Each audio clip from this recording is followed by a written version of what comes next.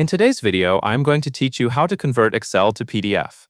This is a simple and useful way to share your spreadsheet in a format that is easier to view, print, and send to other people. Converting an Excel file to PDF can help preserve the layout of your document, which is especially helpful if you want the file to look the same on different devices.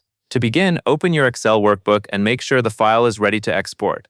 It is a good idea to quickly review the worksheet before converting it, just to confirm everything looks the way you want. Once you are ready, go to the top left corner of the Excel window and click File.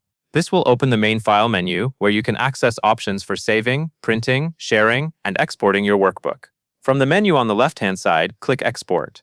This section is specifically designed for creating files in other formats, so this is where you will find the option you need to turn your Excel document into a PDF. After that, click the Create PDF or XPS button.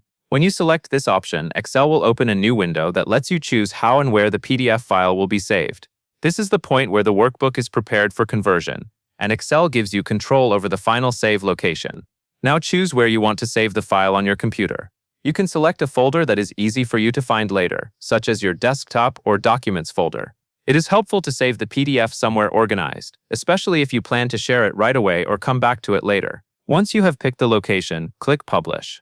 Excel will then create the PDF version of your file and save it to the location you selected. After that, you can open the PDF to make sure everything looks correct. This is a good final check to confirm the formatting appears the way you expected. That is the full process for converting an Excel file to PDF. As you can see, it only takes a few clicks, and it is a very practical way to create a cleaner, more shareable version of your spreadsheet. That covers everything you need to know.